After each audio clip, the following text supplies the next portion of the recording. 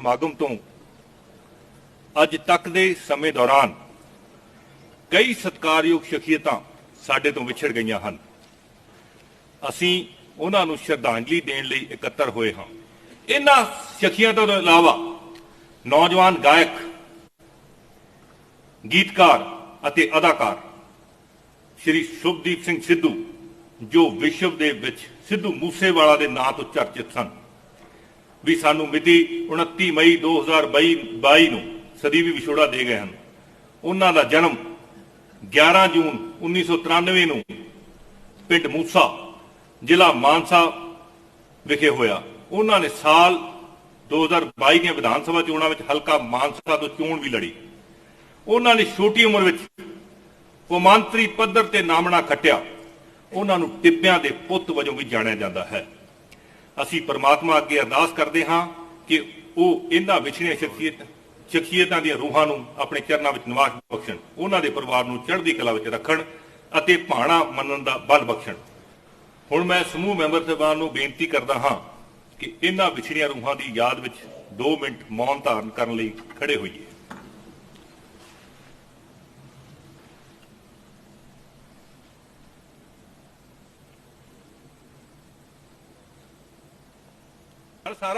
मेरी गुजारिश है, just give us half an hour. This is the most important issue, sir. Don't ridicule this issue. जिथे honourable chief minister of the state says my life is in danger, मेरी अपनी जान JD खतरे दे विच है, he has to give a statement. That discussion has to take place. Honorable Speaker साहब, जे chief minister साहब दी ये video ना ही हुंदी ते शायद असी इस ते बहस ही ना मंगदे। नहीं, मानयोग मुख्यमंत्री साहब ने कदों ना कीता, मानयोग मुख्यमंत्री साहब ने कदों मना कीता, मैं जवाब नहीं देना। नहीं, सानू ये नहीं, सानू कोई टाइम तो दे दो डिस्कशन दा। कल 12 बजे तक ਤੁਹਾਨੂੰ ਮਾਨਯੋਗ ਮੁੱਖ ਮੰਤਰੀ ਸਾਹਿਬ ਜਵਾਬ ਦੇਣਗੇ। ਬਿਲਕੁਲ ਉਹ ਦੇ ਦੇਣਗੇ, ਪਰ ਡਿਸਕਸ਼ਨ ਤੇ ਦਿਓ ਨਾ। ਉਹ ਡਿਸਕਸ਼ਨ ਬੈਠੋ ਫਿਰ। ਮੇਰੇ ਬਹੁਤ ਹੀ ਸਤਿਕਾਰਯੋਗ ਸਾਰੇ ਆਪੋਜੀਸ਼ਨ ਦੇ ਸਾਥੀ ਗੱਲ ਕਰ ਰਹੇ ਸੀਗੇ law and order the. Sir ਇਹਦੇ 'ਚ ਕੋਈ ਸ਼ੱਕ ਨਹੀਂ, ਮੈਂ ਬਾਜਵਾ ਸਾਹਿਬ ਦੀ ਗੱਲ ਨਾਲ 100% ਸਹਿਮਤ ਹਾਂ ਕਿ ਜੇ ਜਾਨ ਹੈ ਤਾਂ ਜਹਾਨ ਹੈ। ਲਾਅ ਐਂਡ ਆਰਡਰ ਬਹੁਤ ਇੰਪੋਰਟੈਂਟ ਇਸ਼ੂ ਹੈ ਤੇ ਉਹਦੇ ਉੱਪਰ ਡਿਸਕਸ਼ਨ ਹੈ ਜਿਹੜੀ ਉਹ ਹੋਣੀ ਚਾਹੀਦੀ ਹੈ।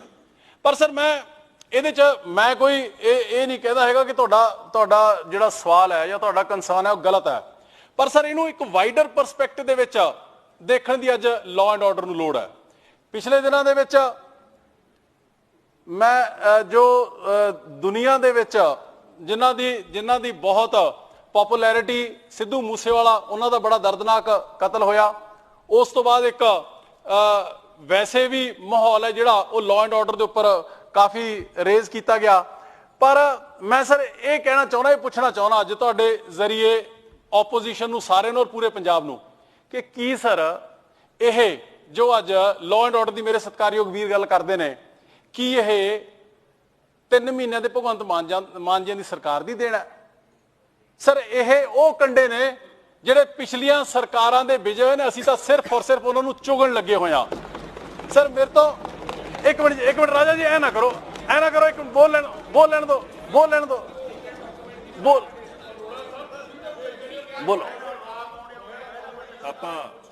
ਹਾਂਜੀ ਬੋਲੋ ਰਾਜਾ ਵੜਿੰਗ। बहुत ही सत्कारयोग स्पीकर साहब, मेरे साथी, मेरे कुलीग ने चिंता जाहिर की लॉ एंड ऑर्डर की, ਤੇ ਅਸੀਂ ਵੀ ਤੁਹਾਡੇ ਤੋਂ ਇਹ ਮੰਗ ਕਰ ਰਹੇ ਸੀ ਕਿ ਗਵਰਨਰ ਐਡਰੈਸ ਦੇ ਵਿੱਚ तमाम ਚੀਜ਼ਾਂ ਅਸੀਂ ਦੱਸ ਨਹੀਂ ਸਕਾਂਗੇ ਲਾਅ ਐਂਡ ਆਰਡਰ ਤੇ ਕੀ ਹੋਇਆ। ਪਰ ਜਿਸ ਪ੍ਰਕਾਰ ਇਹਨਾਂ ਨੇ ਹੁਣ ਗੱਲ ਸ਼ੁਰੂ ਕਰ ਲਈ, ਇਹਨਾਂ ਨੇ ਕਿਹਾ ਕਿ ਮੇਰੇ ਆਪੋਜੀਸ਼ਨ ਦੇ ਸਾਥੀ ਦੱਸਣ, ਜਿਹੜੇ ਚਰਚਿਤ ਮਰਡਰ ਦੀ ਇਹ ਗੱਲ ਕਰ ਰਹੇ ਨੇ, ਸਾਡੀ ਸਰਕਾਰ ਨੇ ਉਹਨੂੰ 10 ਸਿਕਿਉਰਿਟੀ ਗਾਰਡਸ ਦਿੱਤੇ ਗਏ ਸੀ। ਉਸ ਬੰਦੇ ਨੂੰ ਆਈਬੀ ਤੋਂ 1 ਸਾਲ ਪਹਿਲਾਂ ਇੱਥੇ ਇਨਫੋਰਮੇਸ਼ਨ ਆਈ ਕਿ ਉਸ ਬੰਦੇ ਨੂੰ ਹਾਈਐਸਟ ਥ੍ਰੈਟ ਹੈਗਾ, ਉਸ ਬੰਦੇ ਦੀ ਜਾਨ ਨੂੰ ਖਤਰਾ ਹੈ। ਫਿਰ 1 ਮਹੀਨਾ ਪਹਿਲਾਂ ਇੱਕ ਸ਼ਾਹਰੁਖ ਖਾਨ ਦਾ ਵਿਅਕਤੀ ਜਿਹੜਾ ਦਿੱਲੀ ਕ੍ਰਾਈਮ ਨੇ ਪੁਲਿਸ ਵਾਲਿਆਂ ਨੇ ਫੜਿਆ, ਉਹਨਾਂ ਨੇ ਇਤਲਾਹ ਦਿੱਤੀ ਮੌਜੂਦਾ ਡੀਜੀਪੀ ਨੂੰ ਕਿ ਇਸ ਬੰਦਾ ਰੈਕੀ ਕਰਕੇ ਆਇਆ, ਇਸ ਬੰਦੇ ਨੇ ਸਿੱਧੂ ਮੂਸੇਵਾਲੇ ਨੂੰ ਮਾਰਨਾ ਹੈ। ਪਰ ਇਹ ਕਹਿੰਦਾ ਮੈਂ ਇਸ ਕਰਕੇ ਵਾਪਸ ਆ ਗਿਆ ਕਿਉਂਕਿ ਉਹਦੇ ਕੋਲੇ ਹਥਿਆਰਬੰਦ ਬਾਡੀਗਾਰਡ ਸਨ ਜਿਨ੍ਹਾਂ ਕੋਲੇ AK-47 ਸਨ। ਤੁਸੀਂ ਉਹ 10 ਚੋਂ 6 ਉਡਾਤੇ, 4 ਰੱਖੇ, 4 ਚੋਂ ਬਿਨਾ ਦੇਖੇ ਤੁਸੀਂ 2 ਉਡਾਤੇ, ਔਰ ਉਡਾ ਕੇ ਜਿਹੜਾ ਕਿ ਸੀਕ੍ਰੇਟ ਡਾਕੂਮੈਂਟ ਹੈ ਤੁਸੀਂ ਆਪਦੀ ਫੇਸਬੁੱਕ ਤੇ ਪਾਤਾ ਕਿ ਅੱਜ ਅਸੀਂ ਮੂਸੇਵਾਲੇ ਦੀ ਸਿਕਿਉਰਿਟੀ ਵਾਪਸ ਲੈ ਲਈ ਹੈ, ਔਰ ਸ਼ਾਮ ਨੂੰ ਮੂਸੇਵਾਲਾ ਸਾਹਿਬ ਦਾ ਕਤਲ ਹੋ ਜਾਂਦਾ ਹੈ, ਔਰ ਫਿਰ ਤੁਸੀਂ ਕਦੇ ਕਹਿੰਦੇ ਹੋ ਵੀ ਭਾਈ ਇਹ ਤਾਂ ਬੋਡੀ ਉਹ ਲੈ ਜਾਂਦੇ। ਇਹ ਸਰਾਸਰ ਉਹ ਤੁਸੀਂ ਇੱਕ ਜਿਹੜੀ ਲੜਕੀ ਨੂੰ, ਹਾਲਾਂਕਿ ਫੇਸਬੁੱਕ ਤੇ ਕਿਹਨੇ ਪਾਇਆ, ਕਿਉਂ ਪਾਇਆ, ਇਹ ਤੁਹਾਨੂੰ ਪਤਾ ਹੈ ਸਰਕਾਰ ਨੂੰ, ਉਸ ਲੜਕੀ ਨੂੰ ਡਿਪਾਰਟਮੈਂਟ ਦੀ ਨੂੰ ਤੁਸੀਂ ਉਹਨੂੰ ਕਹਿਦਾ ਵੀ ਇਹ ਤਾਂ ਇਹਦੀ ਗਲਤੀ ਹੋ ਗਈ।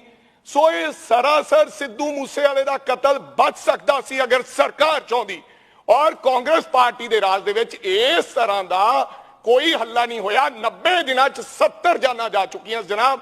ਇਸੇ ਕਰਕੇ ਤੁਹਾਨੂੰ ਅਸੀਂ ਕਹਿੰਦੇ ਹਾਂ ਕਿ ਕਿਰਪਾ ਕਰਕੇ ਸਾਨੂੰ ਲਾਅ ਐਂਡ ਆਰਡਰ ਤੇ 1 ਘੰਟਾ ਕਮ ਸੇ ਕਮ, ਦੁੱਧ ਦਾ ਦੁੱਧ, ਪਾਣੀ ਦਾ ਪਾਣੀ।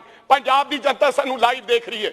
ਇੱਕ ਦੂਜੇ ਤੇ ਠੀਕ ਹੈ ਖਹਿਰਾ ਸਾਹਿਬ ਨੇ, ਅਸੀਂ ਅੱਜ 18 ਰਹਿ ਗਏ, ਸਾਡੀਆਂ ਗਲਤੀਆਂ ਸਨ, ਬੜੀਆਂ ਹੋਣੀਆਂ, ਲੇਕਿਨ ਲਾਅ ਐਂਡ ਆਰਡਰ ਤੇ ਅਸੀਂ ਤਕੜੇ ਹੋ ਕੇ, ਭਾਵੇਂ 5 ਸਾਲ ਦੀ ਮਗਰਲੀ ਸਰਕਾਰ ਸੀ, ਇਸ ਤਰ੍ਹਾਂ ਦੇ ਦਿਨ ਨਹੀਂ ਵੇਖਣੇ ਪਏ ਜਿੱਥੇ ਮੁੱਖ ਮੰਤਰੀ ਸਾਹਿਬ ਨੂੰ, ਉਪ ਮੁੱਖ ਮੰਤਰੀ ਨੂੰ, MP ਮੈਂਬਰ ਆਫ ਪਾਰਲੀਮੈਂਟ ਨੇ ਪਰਚਾ ਦਰਜ ਕਰਾਇਆ। ਸਰਪੰਚਾਂ ਨੂੰ, ਅਸੀਂ ਛੱਡ ਦਿਓ ਸਿਆਸਤਦਾਨਾਂ ਦੀ ਗੱਲ, ਸਰਪੰਚਾਂ ਨੂੰ, ਆਮ ਲੋਕਾਂ ਨੂੰ। ਔਰ ਮੇਰਾ ਆੜਤੀਆ ਇੱਕ ਸਾਡਾ ਮੁਕਤਸਰ ਦੇ ਵਿੱਚ, ਪਰਸੋਂ ਉਹਨੂੰ ਕਾਲ ਆਈ, ਉਹਨੇ 10 ਲੱਖ ਰੁਪਇਆ ਦੇ ਦਿੱਤਾ ਹੈ, ਦੇ ਦਿੱਤਾ। ਐਸੇ ਹਜ਼ਾਰਾਂ ਲੋਕ ਜਿਹੜੇ ਵਿਚਾਰੇ, ਅਸੀਂ ਉਹ ਗੱਲ ਕਰਨੀ ਚਾਹੁੰਦੇ ਹਾਂ। ਸੋ ਮੇਰੀ ਬੇਨਤੀ ਹੈ, ਅਗਰ ਤੁਸੀਂ ਉਸ ਦਿਨ ਵੀ ਕਿਹਾ ਕਿ ਗੈਂਗਸਟਰ ਕਾਂਗਰਸ ਦੀ ਦੇਣ ਹੈ, ਕਾਂਗਰਸ ਦੀ ਦੇਣ ਹੈ, ਹੁਣ ਤੁਸੀਂ ਆਪਦੀ ਜ਼ਿੰਮੇਵਾਰੀ ਤੋਂ ਭੱਜ ਨਹੀਂ ਸਕਦੇ। ਤੁਸੀਂ ਕਹੋ ਕਿ ਜੇ ਕਾਂਗਰਸ ਦੀ ਦੇਣਾ, ਮਾਰੇ ਪਏ ਸਾਰੇ ਦੇ ਸਾਰੇ, ਇੱਕ ਵੀ ਕਤਲ ਨਹੀਂ ਹੋਣ ਦਿਆਂਗੇ, ਇਹ ਤੁਹਾਡੀ ਜ਼ਿੰਮੇਵਾਰੀ ਹੈ। ਨਾਟ after 3 months you are saying ਕਿ this is just because of the Congress party। ਠੀਕ ਹੈ। ਅਮਨ ਜੀ, ਅਮਨ ਜੀ, ਸਰ ਮੈਂ ਇੱਕ ਮਿੰਟ ਮਾਨਯੋਗ ਮੈਂਬਰ ਸਾਹਿਬਾਨ ਨੂੰ ਸ਼ਾਂਤੀ ਬਣਾ ਕੇ ਰੱਖਣੀ, ਸੀਰੀਅਸ ਡਿਬੇਟ ਹੈ। ਅਮਨ ਜੀ, ਸਰ ਇਸ ਤਰ੍ਹਾਂ ਹੈ ਕਿ ਮੇਰੇ ਵੀਰ ਰਾਜਾ ਵੜਿੰਗ ਜੀ ਦੀ ਗੱਲ ਦੇ ਨਾਲ ਮੈਂ ਸਹਿਮਤ ਹਾਂ। ਮੈਂ ਇਹ ਬਿਲਕੁਲ ਨਹੀਂ, ਨਾ ਮੈਂ ਨਾ ਸਾਡੀ ਸਰਕਾਰ ਆ ਆਪਦੀ ਜ਼ਿੰਮੇਵਾਰੀ ਤੋਂ ਨਾ ਕਦੇ ਪਿੱਠ ਦਿਖਾ ਕੇ ਭੱਜੀ ਤੇ ਨਾ ਕਦੇ ਭੱਜੂਗੀ। ਪਰ ਸਰ ਮੈਂ ਇਹਦੇ ਜੈਨੇਸਿਸ ਦੇ ਵਿੱਚ ਮੈਂ ਇਹਦਾ ਗਰਭ ਕਿੱਥੇ, ਇਹ ਹਾਲਾਤ ਅੱਜ ਠੀਕ ਹੈ ਕਿ ਛੋਟੇ ਵੀਰ ਮੂਸੇਵਾਲੇ ਦਾ ਕਤਲ ਹੋਇਆ, ਇਹ ਜਿਹਾ ਕਿਸੇ ਮਾਂ ਪਿਓ ਦੇ ਬੱਚੇ ਨਾਲ ਨਾ ਹੋਵੇ। ਪਰ ਸਰ ਮੈਂ ਇਹਦੇ ਬੈਕਗਰਾਉਂਡ ਦੇ ਵਿੱਚ ਜਾਣਾ ਚਾਹੁੰਦਾ ਕਿ ਇਹ ਹਾਲਾਤ ਪੰਜਾਬ ਦੇ ਵਿੱਚ ਬਣੇ ਕਿਉਂ। ਸਰ ਅੱਜ ਤੋਂ 1.5 ਮਹੀਨੇ ਪਹਿਲਾਂ ਸਰ ਮੋਹਾਲੀ ਇੰਟੈਲੀਜੈਂਸ ਹੈੱਡਕੁਆਰਟਰਸ ਤੇ ਅਟੈਕ ਹੋਇਆ RPG ਦੇ ਨਾਲ। ਸਰ RPG ਰਾਕਟ ਲਾਂਚਰ ਹੈ, ਔਰ ਸਿੱਧੂ ਮੂਸੇਵਾਲਾ ਦਾ ਕਤਲ ਜੋ ਹੈ, ਉਹ ਜੋ ਰਿਪੋਰਟਾਂ ਮੈਂ ਪੜ੍ਹੀਆਂ ਪੇਪਰ ਦੇ ਵਿੱਚ, ਉਹ ਕਹਿੰਦੇ AN-94 ਦੇ ਨਾਲ ਹੈ, ਜਿਹੜੀ ਕਿ ਰਸ਼ੀਅਨ ਅਸੌਲਟ ਰਾਈਫਲ ਹੈ, ਜਿਹੜੀ ਕਿ ਸਿਰਫ ਰਸ਼ੀਆ ਦੀ ਆਰਮੀ ਕੋਲੇ ਹੈ। ਸਰ ਮੈਂ ਪੁੱਛਣਾ ਚਾਹੁੰਦਾ ਕਿ, ਔਰ ਸਰ RPG ਰਾਕਟ ਲਾਂਚਰ ਔਰ AN-94 ਨਾ ਸਰ ਅੱਤਵਾਦ ਦੇ ਪੀਕ ਦੇ ਦਿਨਾਂ ਦੇ ਵਿੱਚ ਵੀ ਅੱਤਵਾਦੀਆਂ ਕੋਲ ਨਹੀਂ ਸੀਗੇ। ਸਰ ਇਹ ਅੱਜ ਇਹਨਾਂ ਗੈਂਗਸਟਰਸ ਕੋਲ ਕਿੱਥੇ ਆ ਗਏ? 3 ਮਹੀਨਿਆਂ ਦੇ ਵਿੱਚ ਡੈਫੀਨੇਟਲੀ, ਇੱਕ ਸੈਕਿੰਡ ਓਏ ਸੁਣ ਤਾਂ ਲਓ ਯਾਰ ਸਰ, 3 ਮਹੀਨਿਆਂ ਦੇ ਵਿੱਚ ਪੰਜਾਬ ਦੇ ਵਿੱਚ ਤਾਂ ਉਹਦੀ ਮੈਨੂਫੈਕਚਰਿੰਗ ਸ਼ੁਰੂ ਨਹੀਂ ਨਾ ਹੋਈ। ਸਰ ਆਏ ਨੇ ਇੰਟਰਨੈਸ਼ਨਲ ਬਾਰਡਰਸ ਤੋਂ, ਸਰ ਉਹਦੀ ਜ਼ਿੰਮੇਵਾਰੀ ਕਿਹਦੀ ਹੈ? ਸੈਂਟਰਲ ਗਵਰਨਮੈਂਟ ਦੀ ਜ਼ਿੰਮੇਵਾਰੀ ਹੈ। ਔਰ ਅਗਲੀ ਗੱਲ ਹੁਣ ਆ ਜੀ, 1 ਮਿੰਟ ਯਾਰ ਸੁਣ ਤਾਂ ਲਓ ਮਾਨਯੋਗ ਮੈਂਬਰ ਸਾਹਿਬਾਨ ਨੂੰ ਬੇਨਤੀ ਕਰਦਾ ਕਿ ਚੇਅਰ ਨੂੰ ਐਡਰੈਸ ਕੀਤਾ ਜਾਵੇ ਸਰ, ਜਿਹੜੀ ਗੱਲ ਔਰ ਡਿਬੇਟ ਚੱਲਣ ਦਿੱਤਾ ਜਾਵੇ। ਜਿਹੜੇ ਮੈਂ ਚਲੋ ਵਾਟਐਵਰ, ਤੁਸੀਂ ਸੁਣ ਤਾਂ ਲਓ 2 ਮਿੰਟ, ਸ਼ਾਂਤੀ ਰੱਖੋ, ਨਾ ਕਰੋ। ਸਰ ਬੇਨਤੀ ਇਹ ਨਹੀਂ ਹੈ ਸਰ, ਮੈਂ ਥੋੜਾ ਜਿਹਾ ਇਹ ਹੋਇਆ ਬਹੁਤ ਮੰਦਭਾਗਾ ਹੋਇਆ ਸਰ, ਮੈਂ ਇਹਦੇ ਬੈਕਗਰਾਉਂਡ ਤੇ ਜਾਣਾ ਚਾਹੂੰਗਾ। ਸਰ ਲਾਅ ਐਂਡ ਆਰਡਰ ਦੀ ਗੱਲ ਕੀਤੀ ਗਈ ਹੈ। ਸਰ ਮੈਂ ਦੱਸਣਾ ਚਾਹੁੰਦਾ ਕਿ ਹੁਣ ਇੱਕ ਵੀ ਕ੍ਰਾਈਮ ਹੁੰਦਾ ਤੇ ਉਹ ਗਲਤ ਹੈ, ਅਸੀਂ ਜ਼ਿੰਮੇਵਾਰੀ ਓੜਦੇ ਹਾਂ ਉਸਦੀ। ਪਰ ਸਰ ਇਹਨਾਂ 3 ਮਹੀਨਿਆਂ ਦੇ ਵਿੱਚ ਜੋ ਐਵਰੇਜ ਆਈ ਹੈ 2022 ਦੇ ਵਿੱਚ, ਉਹ ਪੰਜਾਬ ਦੇ ਵਿੱਚ 50 ਮਰਡਰਸ ਦੀ ਆਈ ਹੈ, 2021 ਦੇ ਵਿੱਚ 60 ਦੀ ਸੀਗੀ, 2022 ਦੇ ਵਿੱਚ ਉਹ 65 ਦੀ ਸੀਗੀ। ਇਹ ਸਰ ਮੈਂ ਨਹੀਂ ਬੋਲ ਰਿਹਾ ਹੈਗਾ, ਇਹ NCRB national crime record bureau ਦੇ ਫਿਗਰਸ ਨੇ, ਮੈਂ ਉਹ ਲੈ ਕੇ ਆਇਆ ਡਾਟਾ। ਜੇ ਇਹ ਗਲਤ ਹੋਣ ਤਾਂ ਚੈਲੰਜ ਕਰ ਸਕਦੇ। 2022 ਦੇ ਵਿੱਚ ਕਿੰਨੀ ਹੈ ਜੀ? ਸਰ ਜੋ ਐਵਰੇਜ ਆਈ ਹੈ ਉਹ 158 ਦੀ ਹੈ 3 ਮਹੀਨਿਆਂ ਦੇ ਵਿੱਚ, 3.5 ਮਹੀਨਿਆਂ ਚ 50 ਦੀ ਆਈ ਹੈ। ਇਸ ਤੋਂ ਪਹਿਲਾਂ 60 ਔਰ 65 ਰਹੇ ਨੇ। ਸਰ NCRB ਦਾ ਰਿਕਾਰਡ ਬੋਲ ਰਿਹਾ ਹੈ, ਇੱਕ ਸੈਕਿੰਡ ਸਰ, 2013 ਦੇ ਵਿੱਚ ਹੋਰ ਬੈਕਗਰਾਉਂਡ ਦੇ ਵਿੱਚ ਚਲੇ ਜਾਈਏ ਸਰ, ਟੋਟਲ ਮਰਡਰਸ 2013 ਦੇ ਵਿੱਚ ਪੰਜਾਬ ਦੇ ਵਿੱਚ 711 ਹੋਏ ਸੀਗੇ, ਜਿਹੜੀ percentage to total IPC crimes ਹੈ ਉਹ 28.12 ਸੀਗੀ, 7th ਹਾਈਐਸਟ ਇਨ ਦਾ ਕੰਟਰੀ। 2013 ਦੇ ਵਿੱਚ ਅਕਾਲੀ ਦਲ ਭਾਜਪਾ ਦੀ ਸਰਕਾਰ ਸੀਗੀ। ਕਦੇ ਜਿਹੜੇ ਸਰ ਇੱਕ ਮਿੰਟ ਸੰਦੀਪ ਜਾਖੜ ਹਾਂਜੀ। ਅਮਨ ਜੀ, ਸਪੀਕਰ ਸਾਹਿਬ ਹੁਣੇ ਅਮਨ ਜੀ ਨੇ ਐਨਸੀਆਰਬੀ ਦੇ ਆંકੜੇ ਦਿੱਤੇ ਐਂਡ ਉਹਨਾਂ ਨੇ ਕਿਹਾ ਵੀ ਸੈਂਟਰਲ ਏਜੰਸੀ ਹੈ ਤੇ ਸੈਂਟਰ ਦੇ ਆંકੜੇ ਹੈ, ਤੇ ਜਦੋਂ ਸੈਂਟਰ ਦੇ ਆંકੜੇ ਪੰਜਾਬ ਦੇ ਸਕੂਲ ਨੂੰ ਕਹਿੰਦੇ ਵੀ ਸਭ ਤੋਂ ਨੰਬਰ 1 ਸਕੂਲ ਹੈ, ਉਸ ਟਾਈਮ ਉਹ ਆંકੜੇ ਗਲਤ ਹੈ, ਤੇ ਜਦੋਂ ਐਨਸੀਆਰਬੀ ਦੇ ਆંકੜੇ ਕਹਿੰਦੇ ਠੀਕ ਹੈ ਕਿ ਬੈਠੋ, ਕ੍ਰਾਈਮ ਤੁਹਾਡਾ ਪਹਿਲੇ ਪੁਆਇੰਟ ਆ ਗਿਆ। Thank you. ਅਮਨ ਅਰੋੜਾ ਜੀ।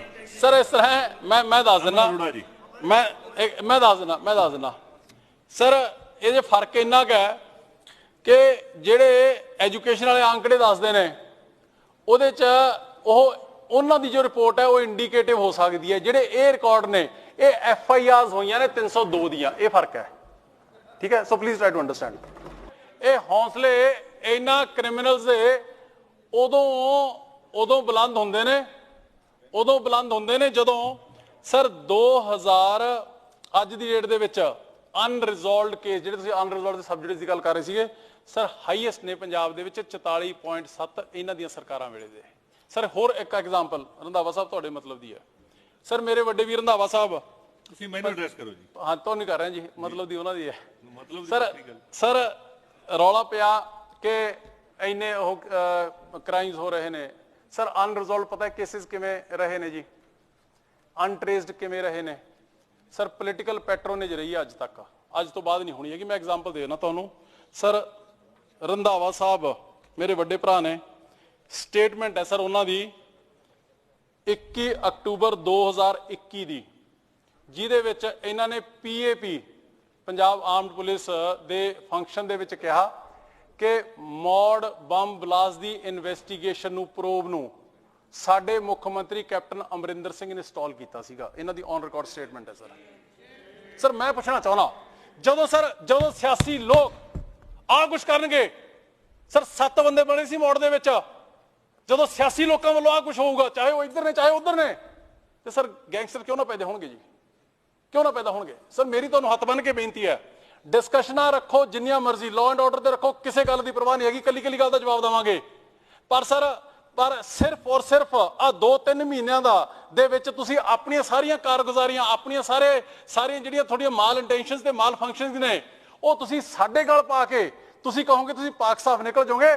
ਐ ਨਹੀਂ ਅਸੀਂ ਨਿਕਲਣ ਦੇਣਾ ਹੈਗਾ, ਇਹ ਮੈਂ ਵਾਅਦਾ ਕਰਦਾ, ਐ ਨਹੀਂ ਅਸੀਂ ਨਿਕਲਣ ਦੇਣਾ ਹੈਗਾ।